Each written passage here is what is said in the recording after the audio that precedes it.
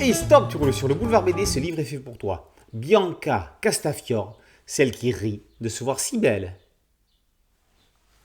Lorsque Tintin monte dans la voiture de la Castafiore au beau milieu du sceptre d'autocar, ni lui, ni Hergé, ni les lecteurs ne se doutaient qu'ils venaient de rencontrer celle qui deviendra l'un des personnages les plus mythiques du 9e art.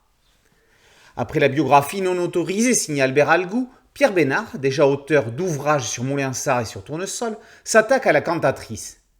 Contrairement et complémentairement à la digression humoristique d'Albert Algou, Bénard analyse objectivement la carrière et le caractère du rossignol milanais, celle qui rit de se voir si belle, en son miroir.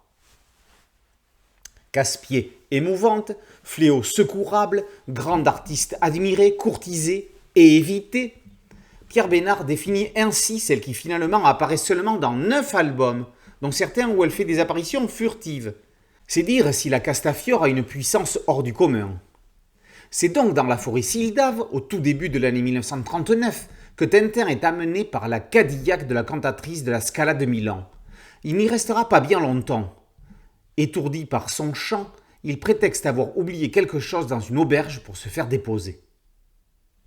L'auteur de l'essai compare ensuite cette rencontre avec celle faite par Tintin avec les autres personnages principaux de l'univers hergéen.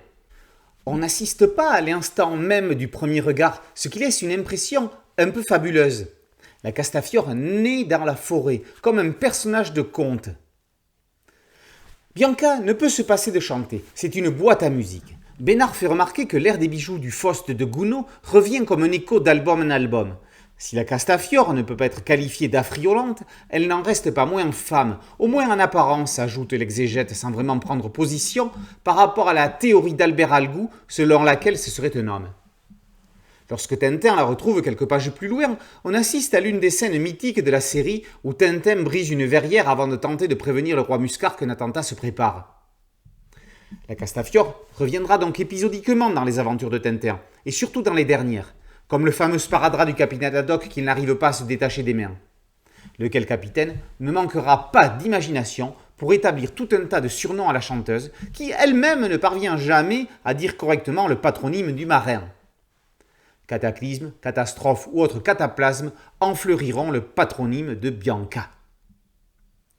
Dans une minutie impressionnante, Pierre Bénard se demande si elle est une fée ou une sorcière.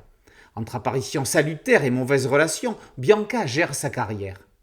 Comment ne pas s'attarder sur cet album hors du temps qu'est Les bijoux de la Castafiore ? Le personnage explose en rayonnant dans le château. Elle y est mélodieuse et culottée. Igor, Irma, le Hara, la Pie sont autant d'acteurs déterminants dans ce huis clos qui figure d'albums particuliers dans la collection des aventures de Tintin. Bénard s'attarde ensuite entre autres sur les rapports entre la Castafiore et le capitaine Haddock dans un chapitre judicieusement intitulé « La Signora Haddock ». En conclusion, l'essayiste revient sur la personnalité multiple de cette Florence Foster Jenkins dessinée et termine avec une note d'émotion.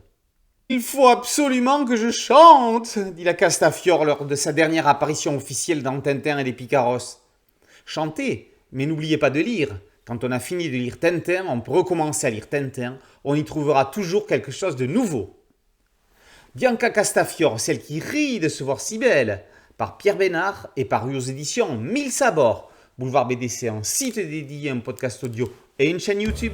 Merci de liker, de partager et de vous abonner. A très bientôt sur Boulevard BD. Ciao.